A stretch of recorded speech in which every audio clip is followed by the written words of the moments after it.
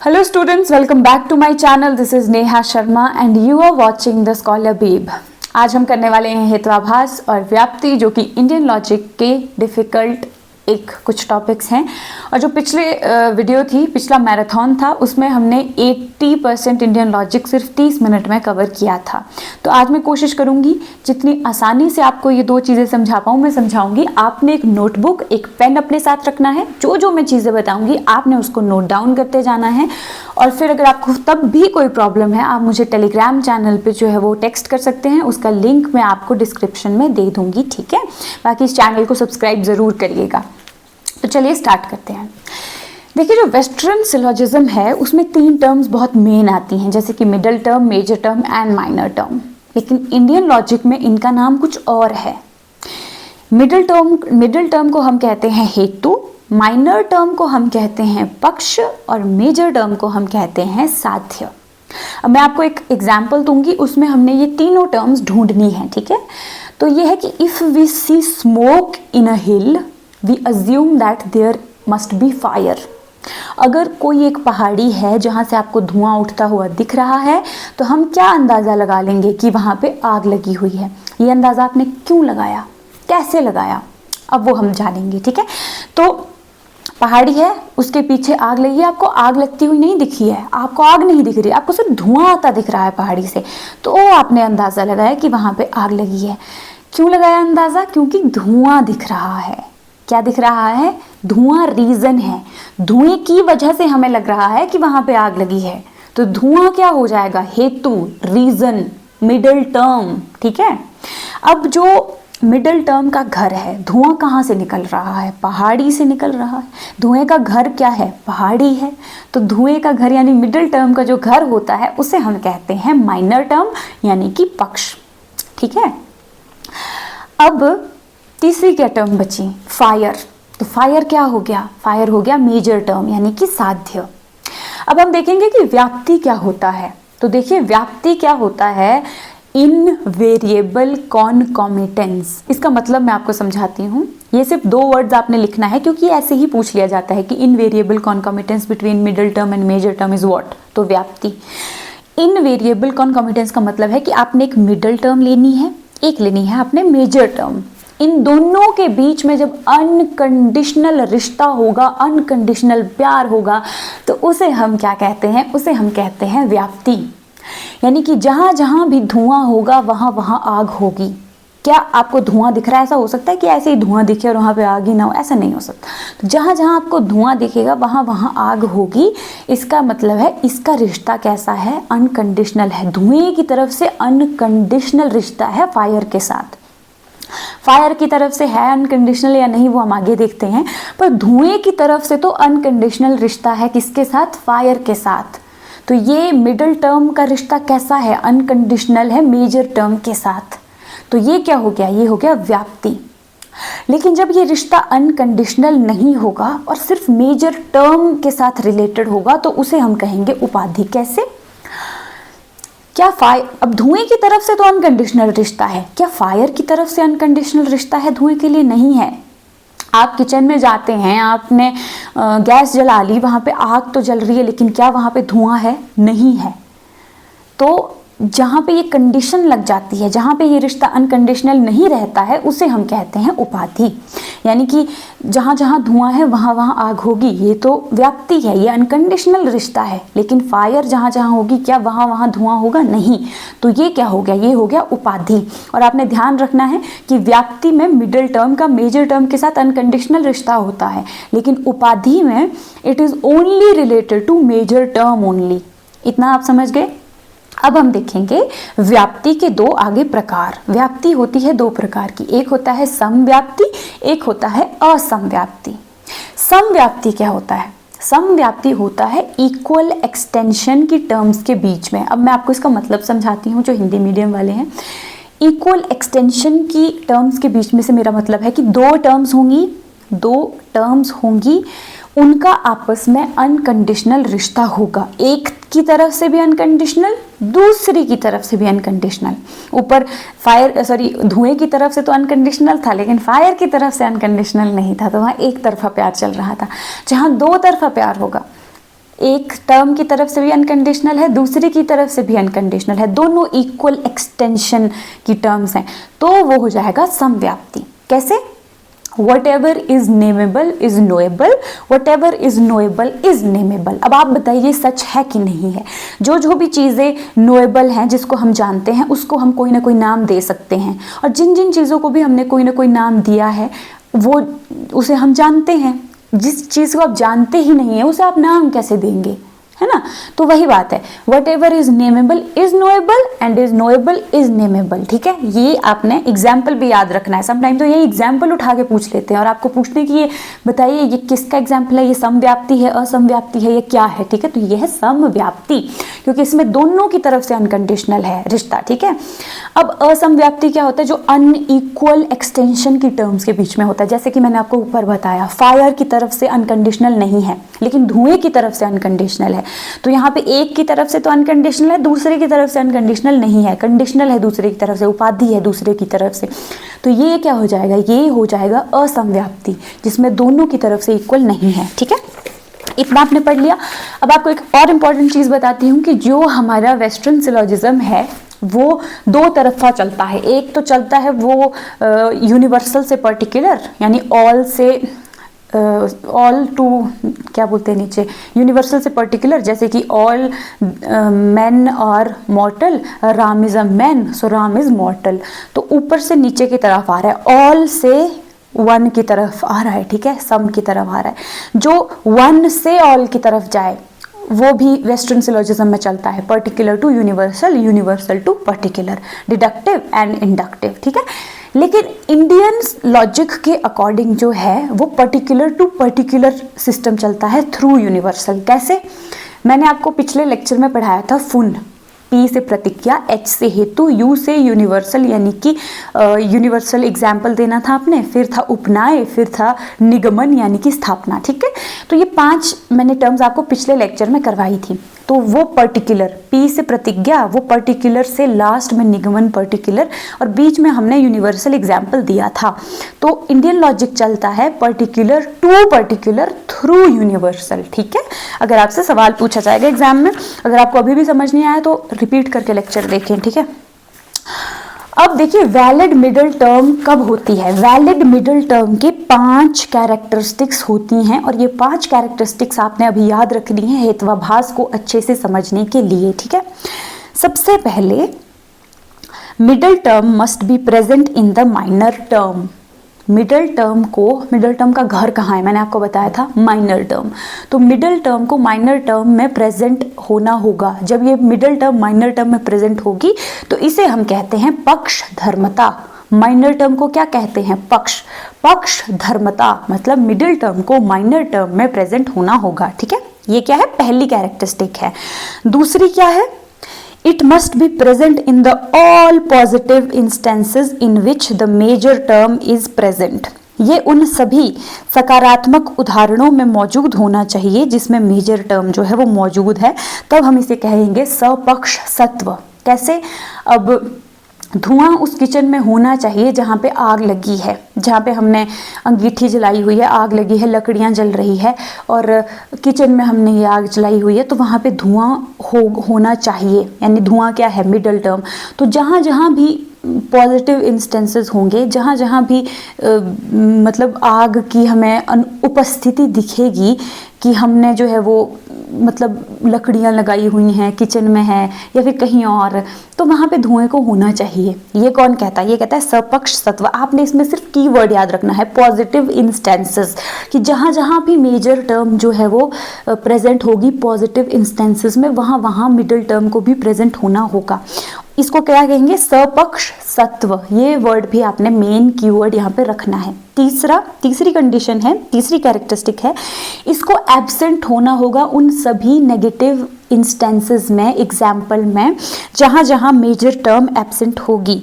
यानी अगर कोई लेक है, पानी की लेक है, तो स्मोक वहाँ पे नहीं हो सकता, क्योंकि पानी की लेक के अंदर आग थोड़ी ना लगी होगी, है ना।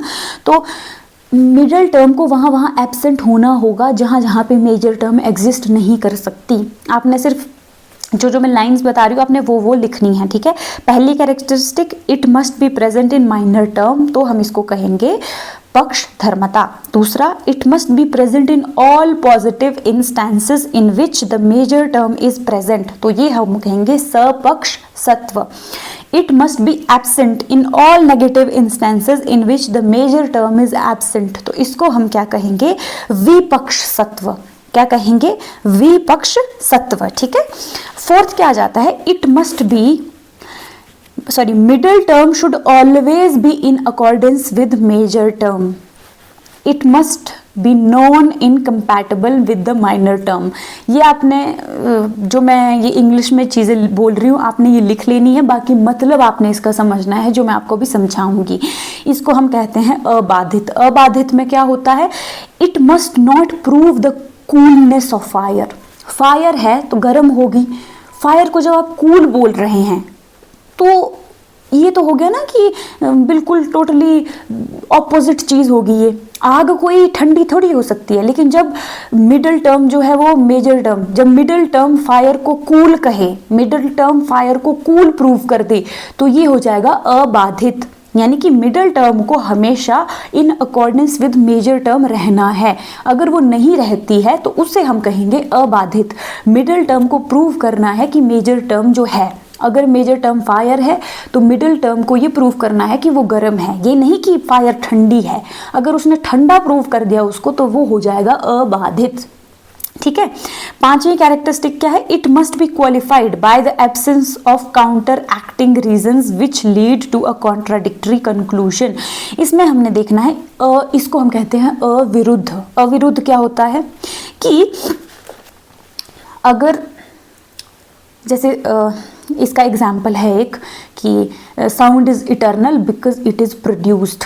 अब आप बताइए कोई चीज़ इटर्नल यानी कि अमर कैसे हो सकती है जब वो प्रोड्यूस होती है। अगर कोई चीज़ प्रोड्यूस होती है तो वो ख़त्म भी होगी, है ना।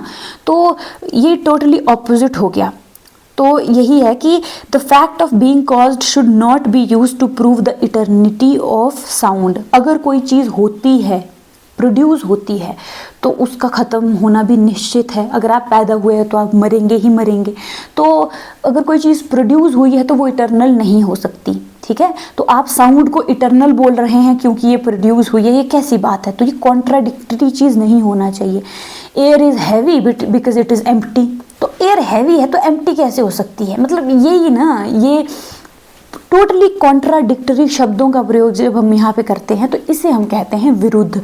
इसमें हम कॉन्ट्राडिक्टरी चीज़ों को जो है वो लेके जाते हैं कि एक तरफ तुम अमर होने की बात कर रहे हो, दूसरी तरफ तुम प्रोड्यूस होने की बात कर रहे हो, तो ये टोटली ऑपोजिट टर्म्स हो जाती हैं। इसे हम कहते हैं अविरुद्ध, ठीक है। ये आपको आगे बहुत अच्छे से समझ आएगा जब हम इसके जो है वो हेत्वाभास में इसको करेंगे, ठीक है। अब हम क्या करेंगे, अब हम करेंगे हेत्वाभास। तो जब ये जो 5 कंडीशन मैंने आपको बताई, इन 5 कंडीशन में जब एक भी कंडीशन भंग होती है, यानी कि एक भी कंडीशन जब इसमें भंग होती है तो क्या होता है, हेत्वाभास होता है, फैलेसी होती है, ठीक है। हेत्वाभास होता है। हेत्वाभास के कुछ एक टाइप्स होते हैं। क्या टाइप्स होते हैं, सबसे पहले होता है सव्यभिचार। क्या, सव्यभिचार। इसको हम क्या कहते हैं, अनेकांतिका भी कहते हैं। इंग्लिश में हम इसे कहते हैं फैलेसी ऑफ इर्रेगुलर मिडल। इसमें क्या होता है कि मिडल टर्म की रॉन्ग पोजीशनिंग हो जाती है जिस वजह से गलत कंक्लूजन्स आ जाते हैं, ठीक है।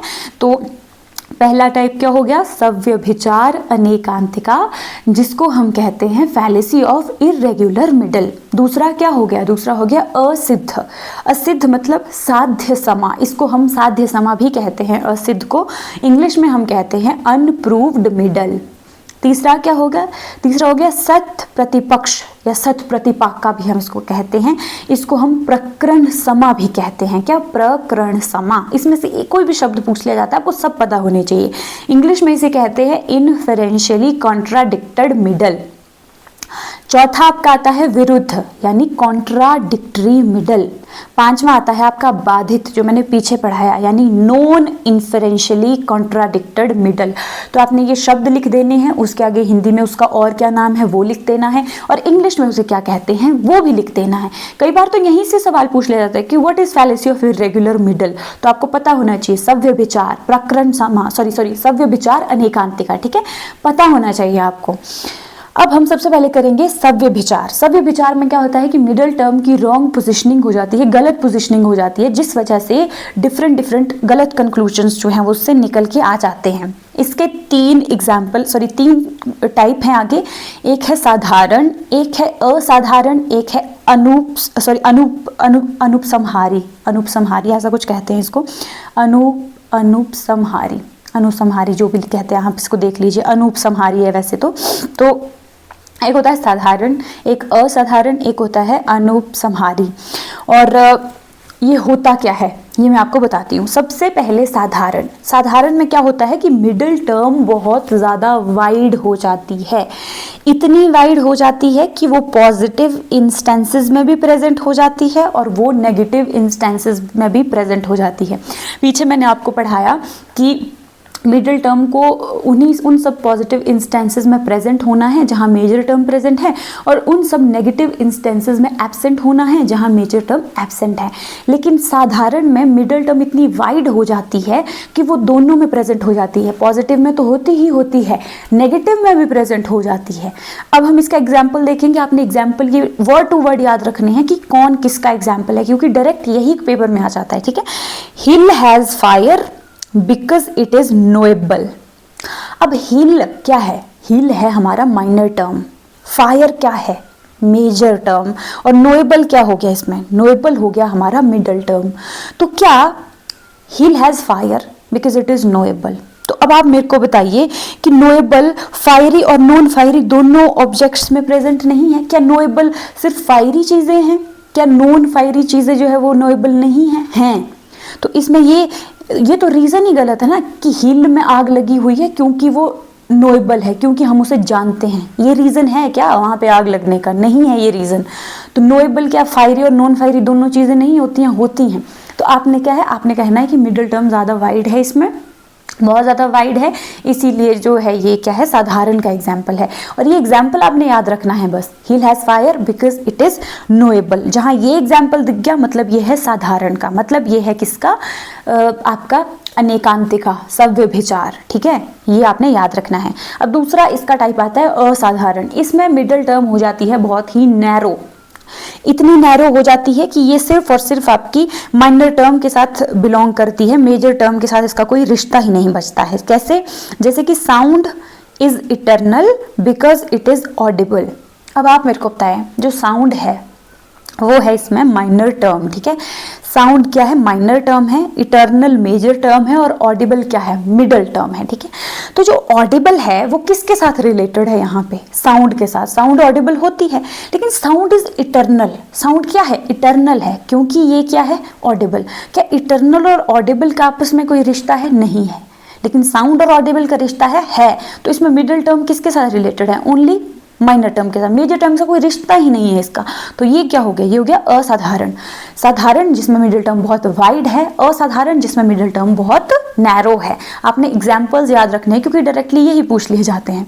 थर्ड है आपका अनुपसंहारी। अनुपसंहारी में क्या होगा? मिडिल टर्म नॉन एक्सक्लूसिव होगी, माइनर टर्म ऑल एक्सक्लूसिव होगी। आपने ये सिर्फ याद करने के लिए लिखना है कि middle term is equal to non exclusive, minor term is equal to all exclusive. इसमें आपने कैसे पहचानना है कि अनुपसंहारी है? कैसे? All things are non eternal because they are knowable. इसमें आपने जहाँ जहाँ ऑल दिखेगा आपका, all things are this, all things are that, वो अनुपसंहारी का एग्जाम्पल होगा, ठीक है। जहाँ पे मिडिल टर्म रिलेटेड होती है, when middle term is related to a minor term that stands not for any definite individual और class of individual but indefinitely for all objects. जहाँ पे ऑल दिखेगा आपको वो अनुपसंहारी का एग्जाम्पल होगा कि all things are non eternal because they are knowable. तो ऑल वाला का क्या हो गया? अनुपसंहारी, ठीक है। साधारण टू वाइड, असाधारण टू नैरो, एंड अनुपसंहारी ऑल, ठीक है। इनडेफिनिट ऑब्जेक्ट्स के साथ ही लग जाता है। इतना आप समझ गए, यानी कि आप सभ्य विचार समझ गए, अनेकांतिका और फैलेसी ऑफ इरेगुलर मिडल समझ गए हेत्वाभास में। ठीक है, फिर भी समझ नहीं आया होगा तो आप मुझे टेक्स्ट कर लीजिएगा। आई विल ट्राई कि किसी तरीके से आपको समझा दूं, या फिर आप इसी वीडियो को दोबारा चला के देख सकते हैं। ठीक है, दूसरा हेत्वाभास में आता है असिद्ध या फिर साध्य समा। असिद्ध यानी अनप्रूव्ड मिडल। इसमें पहला टाइप आता है आपका आश्रय सिद्ध का। आश्रय सिद्ध क्या होता है कि जिसमें मिडल टर्म कोई रियल की चीज नहीं होती है इसमें basically, which is a middle term that has no locus stand. इसका मतलब है कि जो माइनर टर्म होती है इसमें वो एक अनप्रूव्ड फैक्ट होता है और मिडल टर्म उसमें प्रेजेंट हो ही नहीं सकती। इसका एग्जाम्पल बहुत इजी है, ये सब में ईजिएस्ट है पहचानना। आश्रय सिद्ध जो है वो सबसे ईजिएस्ट है सब हेत्वाभास में पहचानना। कैसे? आपको एग्जाम्पल आ जाएगा कि the sky lotus is fragrant because it is a lotus like a lotus in the lake. अब आप मुझे बताएं, स्काई लोटस एक टर्म है जो कि ब्रह्मा के स्वर्ग में पाया जाता है, क्या ये सच में है? क्या स्काई लोटस एग्जिस्ट करता है? क्या आपने उसे कभी देखा है? नहीं देखा है, तो वो एक अनप्रूव्ड फैक्ट है जो प्रेजेंट ही नहीं है, जो एग्जिस्ट ही नहीं करता इस धरती पर। तो वो क्या हो जाएगा? वो आश्रय सिद्ध हो जाएगा। इसमें जो माइनर टर्म है आपका, जो स्काई लोटस है, वो एक ऐसी चीज है जो एग्जिस्ट ही नहीं करती है, तो मिडिल टर्म उसमें प्रेजेंट कैसे हो सकती है, आप मुझे बताइए। तो जहां पे आपको एक अनप्रूव्ड चीज दिखेगी, आपने उसको बता देना है आश्रय सिद्ध, और वो आएगा किसमें? असिद्ध में आएगा वो। ठीक है, साध्य समा में आएगा, अनप्रूव्ड मिडल में आएगा। ये इसका टाइप है एक। ठीक है, दूसरा होगा आपका स्वरूप सिद्ध। स्वरूप सिद्ध में क्या होगा? स्वरूप सिद्ध में होगा कि it is a middle term which is not found in the minor term. आपको मैंने कहा था कि मिडल टर्म का घर क्या होता है? माइनर टर्म होता है। ठीक है, लेकिन इसमें एग्जाम्पल देखें आप, sound is eternal because it is visible. Sound क्या है? साउंड क्या है आपका? माइनर टर्म है। ठीक है, sound is eternal because it is visible. Visible क्या है आपका? Middle term. तो आप मेरे को बताओ कि साउंड विजिबल होती है? नहीं होती है, यानी कि मिडल टर्म का माइनर टर्म के साथ इसमें कोई रिश्ता ही नहीं है। मिडिल टर्म एग्जिस्ट नहीं कर रही है, कहाँ? माइनर टर्म में। तो ये हो जाएगा आपका स्वरूप सिद्ध। इसकी तो स्वरूप ही बिगड़ा है बेसिकली। ठीक है, तो ये क्या है? स्वरूप सिद्ध। ठीक है, तीसरा टाइप आएगा इसका व्याप्तव्य सिद्ध। व्याप्तव्य सिद्ध क्या होता है? इसमें जो मैंने आपको पीछे एग्जाम्पल दिया था फायर और स्मोक का, कि जहाँ जहाँ आग होगी वहाँ वहाँ धुआं हो, ये ज़रूरी नहीं होता है। तो if a middle term is not known to be universally concomitant with the major term it becomes valid. और हेयर द व्याप्ति और universal relation between major and middle and major terms becomes false. जो मैंने पीछे आपको व्याप्ति का बताया था, उसको अनप्रूव्ड मिडल के अंदर यानी असिद्ध के अंदर व्याप्तव्य सिद्ध जो है वो प्रदर्शित करता है। ठीक है, वो भी इसको व्याप्तव्य सिद्ध भी इसको प्रदर्शित करता है। तो आपने दो हेत्वाभास की जो चीजें हैं वो मैंने आपको पढ़ा दी। अब हम जाएंगे तीसरी की तरफ। इसको हम कहते हैं सत प्रतिपक्ष यानी सत प्रतिपाका या प्रकरण समा। ठीक है, इन्फरेंशियली कॉन्ट्राडिक्टेड मिडल। इसमें क्या होता है? This form of fallacy arises if the middle term of an inference is validly contradicted by some other middle term which proves the non-existence of the major term of the first inference। इसका मैं आपको मतलब समझाती हूँ। इसमें आपको दो sentence देखने को मिलेंगे, दो मिडल टर्म्स देखने को मिलेंगी, इसलिए इसको पहचानना सबसे ज़्यादा आसान है। ठीक है, इसमें आपको दो सेंटेंस देखने को मिलेंगी, दो मिडल टर्म देखने को मिलेगी, और जो दूसरी मिडल टर्म है वो पहली मिडल टर्म को डिसप्रूव कर देगी, उसको गलत साबित कर देगी। कैसे? Sound is eternal because it is Audible. और दूसरा सेंटेंस क्या है? Sound is non eternal because it is produced like a pot. पहले में बोला क्या है? साउंड इटर्नल है। दूसरे सेंटेंस में क्या बोल दिया? Sound is non eternal. तो नॉन इटर्नल ने इटर्नल को क्या गलत प्रूव कर दिया। दो सेंटेंस है, दोनों में मिडिल टर्म टोटली ऑपोजिट होगी, एक में इटर्नल दूसरे में नॉन इटर्नल। तो ये क्या हो गया? ये एग्जाम्पल हो गया आपका सत प्रतिपाका यानी कि प्रकरण समा का, जिसमें कि दूसरे सेंटेंस की मिडिल टर्म पहले सेंटेंस की मिडिल टर्म को गलत प्रूव कर देगी। ठीक है, अब हम करते हैं फैलेसी ऑफ विरुद्ध। फैलेसी ऑफ विरुद्ध में क्या होगा? ये कॉन्ट्राडिक्टेड मिडल की एक फैलेसी है। इसमें एग्जाम्पल हम देखेंगे कि sound is eternal because it is produced. अब आप बताइए, जो मैंने पीछे बोला कि साउंड अगर इटर्नल है तो प्रोड्यूस कैसे हो सकती है, ये टोटली कॉन्ट्राडिक्टेड टर्म्स हैं आपस में, तो ये क्या हो जाएगी, फैलेसी ऑफ विरुद्ध। आपने ये एग्जाम्पल याद रखने हैं क्योंकि डायरेक्ट यही पूछे जाते हैं बस। Sound is eternal because it is produced, तो ये किसका एग्जाम्पल हो गया, ये हो गया विरुद्ध का, ठीक है। Then sound is air is heavy because it is empty, heavy और एम्प्टी आपस में कॉन्ट्राडिक्टरी हो गए, तो ये क्या है, ये है फैलेसी ऑफ विरुद्ध। अब हम करेंगे लास्ट अपना, बाधित या कालातीत। बाधित यानी कालातीत, इसका दूसरा नाम भी है, इसको इंग्लिश में कहते हैं नॉन इन्फरेंशियली कॉन्ट्राडिक्टेड मिडल। इसमें जो आपकी मिडल टर्म है वो मेजर टर्म को जो है वही, उसको मैंने पीछे आपको बताया था ना कि मिडल टर्म को मेजर टर्म को वही प्रूव करना चाहिए जो वो है। अगर फायर गर्म है तो मिडल टर्म उसको कूल प्रूव नहीं करेगी, लेकिन जब मिडल टर्म उसको कूल प्रूव कर देती है तो वो क्या हो जाएगा, वो हो जाएगा आपका बाधित यानी कालातीत। Fire is cold because it is a substance. अब आप बताएं, फायर कोई कोल्ड होती है नहीं, लेकिन ये इसको कूल बोल रहा है, तो जहां भी आपको ऐसे एग्जाम्पल दिखे कि फायर इज कूल, तो ये क्या हो जाएगा, ये डायरेक्टली हो जाएगा अबाधित, यानी कि, या फिर अगर आपको एग्जांपल आए कि sugar is sour because it produced acidity. अब आप बताओ, शुगर क्या सावर होती है, ये टोटली ऑपोजिट चीज बोल दी ना, तो ये क्या हो जाएगा, ये हो जाएगा बाधित, ठीक है। तो इसी के साथ हमारा हेत्वाभास भी खत्म होता है। आई डोंट नो कि मैंने आपको कितने अच्छे से पढ़ाया, बट जितने अच्छे से मैं पढ़ा सकती थी मैंने किया, और जो एग्जाम्पल्स हैं आपने वो याद रखने हैं, क्योंकि जब भी आप PYQ लगाएंगे आप देखेंगे कि सिर्फ यही एग्जाम्पल पूछ लिए जाते हैं। और सच बोलूँ तो हेत्वाभास और व्याप्ति बहुत ज़्यादा रटने की चीज़ें हैं, फिर भी मैंने जितना हो सकता था आपको लॉजिकली समझाने की कोशिश करी, बट आई नो कि ये इतना हार्ड टॉपिक है कि इसको एक बार में समझना इज़ वेरी डिफ़िकल्ट।